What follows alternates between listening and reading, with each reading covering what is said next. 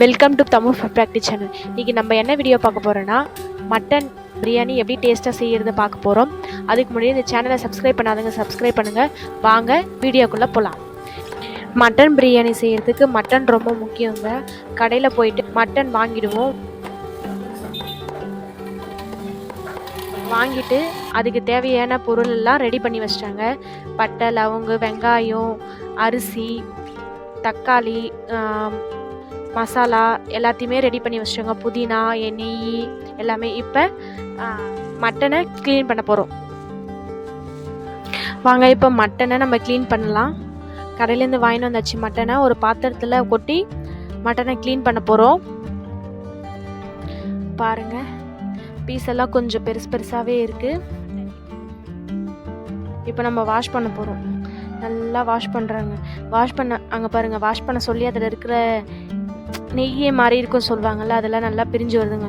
நான் வந்து 4 time 5 time நல்லா வாஷ் பண்ணுவேங்க.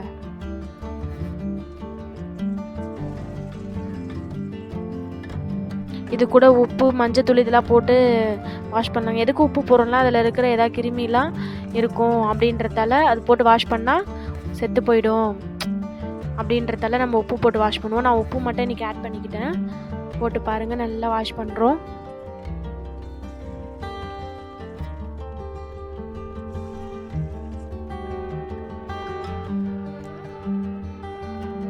மட்டன் கொஞ்சம் பெரிய பெரிய பீஸாக இருக்கிறதுல நான் கட் பண்ணி எடுத்துக்கிறேன் சிசரை வச்சு. பாருங்க, அந்த நெய்யெல்லாம் தெரியுது பாருங்க மேலே.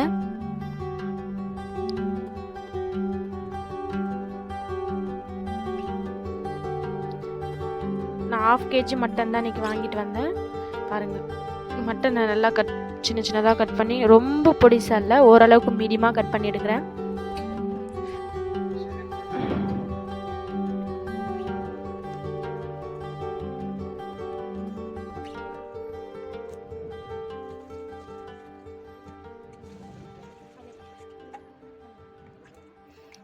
அவ்வளோதாங்க, மட்டனை கழுவி எடுத்தாச்சு. பாத்திரம் மட்டன் செய்கிறதுக்கான டபரா வச்சாச்சுங்க பாத்திரம். அது நல்லா காஞ்ச உடனே நெய் ஆட் பண்ணிக்கிறேங்க. நெய் நல்லா உருகின உடனே தேவையான ஆயில் சேர்த்துக்கிறேங்க. பாருங்கள், நெய் நல்லா உருகிடுச்சு. தேவையான எண்ணெய் சேர்த்துக்கிறேன். எண்ணெய் காஞ்ச உடனே பட்டை, லவங்கப்பூ, இலை, ஸ்டாரு எல்லாம் சேர்த்து, அதுக்கப்புறமேட்டுக்கு ஆனியன் சேர்த்து வச்சுங்க. ஆனியன் முக்கியமாக பொன்னிறமாக நல்லா வதங்கினாங்க.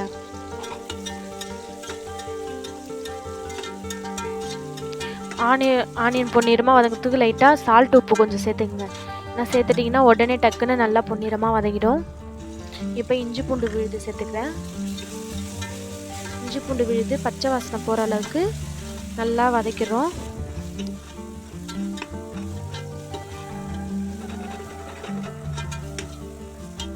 நல்லா வதக்கி அடிச்சாச்சு. அதுக்கப்புறம் தக்காளி சேர்த்துக்கிறோம்.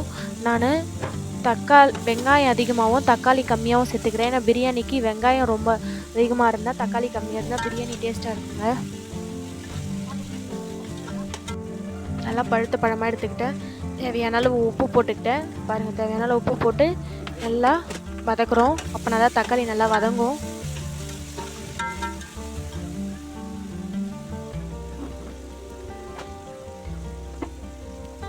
அப்புறம் மஞ்சத்தூள் போட்டு நல்லா வதக்க போகிறோங்க.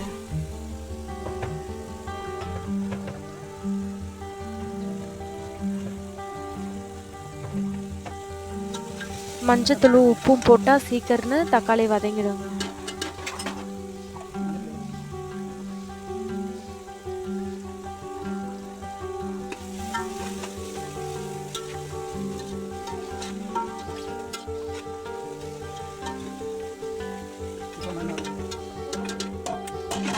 வதக்கியாச்சுங்க. கொஞ்ச நேரம் மூடி வைப்போம். பாருங்கள், நல்லா வதங்கி போயிருக்கு. பாருங்கள், நல்லா தக்காளிலாம் நல்லா குழஞ்சிருக்கு. தக்காளி, வெங்காயம் எல்லாமே நல்லா வதங்கியிருந்தால் தான் டேஸ்ட் வரும். இப்போ நம்ம மசாலா ஆட் பண்ணிக்கலாம். மல்லித்தூள், கரம் மசாலா,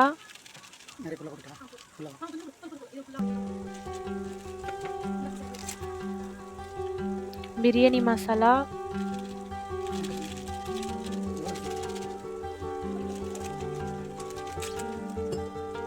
மட்டன் மசாலா,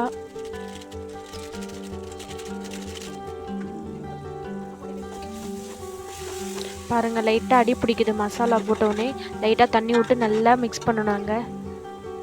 மிக்ஸ் பண்ணிவிட்டு கொஞ்சமாக தண்ணி ஊற்றி நல்லா மிக்ஸ் பண்ணுறோம். பாருங்கள் நல்லா இதனோடனே மட்டன் நம்ம வாஷ் பண்ணி வச்ச மட்டனை போட்டு நல்லா தொழவுறாங்க. அதில்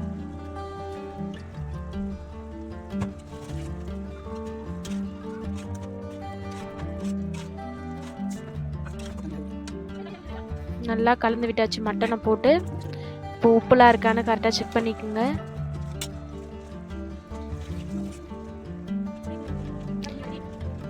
உங்களுக்கு பிரியாணி காரமாக வேணும்னா காரம் சேர்த்துக்கலாம், கம்மியாக வேணும்னா கூட மசாலா கம்மியாக போட்டுக்கலாம். நான் இன்றைக்கி மசாலா கம்மியாக போட்டுக்கிட்டேன். அதுக்கப்புறம் புதினாவை போட்டு நல்லா வதக்குறோம்.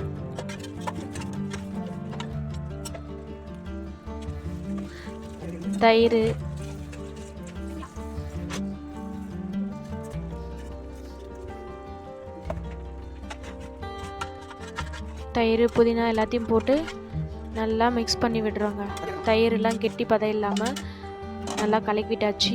மூடி வச்சாச்சு. இப்போ மூடி வச்சது எடுத்து பார்க்குறோங்க. ஏன் தண்ணி லைட்டாக ஊற்றி வேக வைக்கிறேன்னா மட்டன்லாம் நல்லா வெந்து போயிருக்கணும். இப்போ இந்த தண்ணியிலே மட்டன் நல்லா வெந்து போயிடுச்சுங்க. இப்போ நான் 1 கிலோ அரிசி பாஸ்மதி ரைஸ் எடுத்து 1/4 மணி நேரம் ஊற வச்சேங்க. நல்லா கழுவி எடுத்துக்கிட்டேன். இப்போ இது வந்து படிங்க, சின்ன படி காப்படி சொல்லுவாங்கள்ல, இதெல்லாம் நான் 2 படி தண்ணி அரிசி எடுத்துக்கிட்டேங்க. அதனால் 3 படி தண்ணி எடுத்துக்கிறேங்க.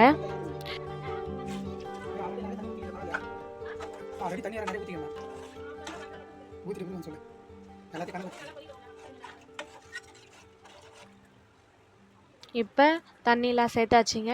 இப்போ உப்பு காரம் எல்லாம் கரெக்டாக இருக்குன்னு பார்த்துக்கலாம். லாஸ்ட்டாக ஒரு லெமன் ஆட் பண்ணிக்கலாங்க.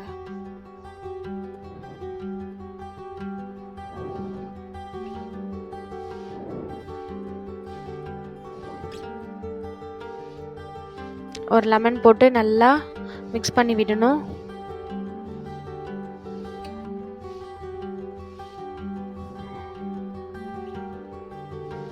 நல்லா மிக்ஸ் பண்ணி விட்டு மூடி விட்டாச்சுங்க. இப்போ பாருங்கள் நல்லா கொதி வருது. இல்லை நம்ம கழுவி வச்ச அரிசியை ஆட் பண்ணுறோம்.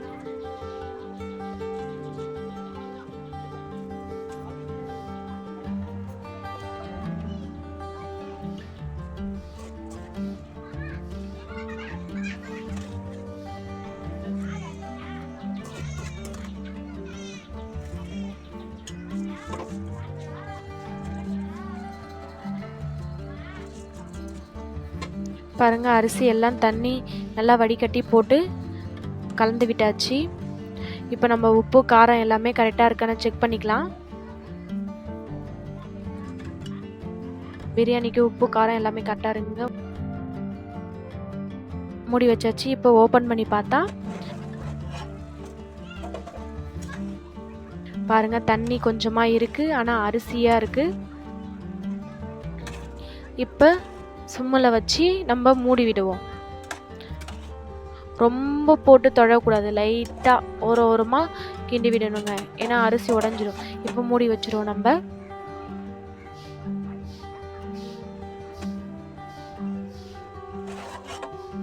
பாருங்கள் மூடி வச்சு மறுபடியும் எடுத்தாச்சு. சிம்மில் வச்சு பாருங்கள், ஓரமாக எடுக்கணும் எப்பயுமே. பாருங்கள் நல்லா உதிரியாக இருக்குது, குழஞ்சி போக்கலை.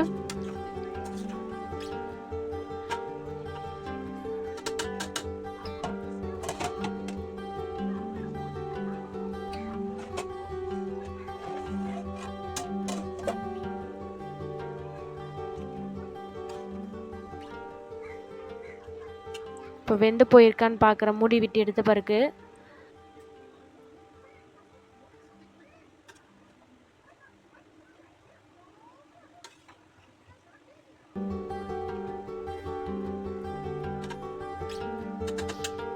இப்போ இதுக்கு மேலே புதினாலாம் போட்டு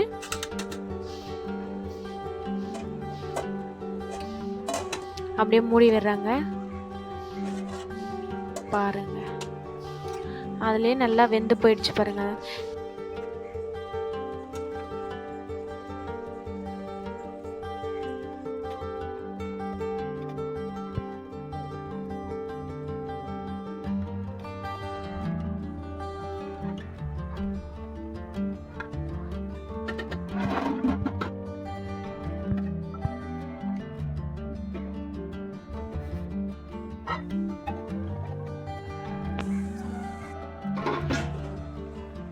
வாங்க பிரியாணியை டேஸ்ட் பண்ணி பார்க்கலாம்.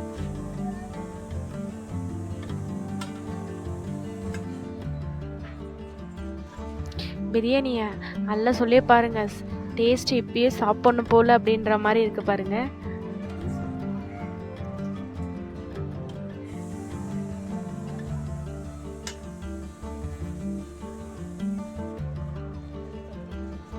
பிரியாணி ரொம்ப டேஸ்டான பிரியாணி, மட்டன் பிரியாணி ரெடி ஆயிடுச்சுங்க. உதிரி போல் பல பலன்னு பிரியாணி.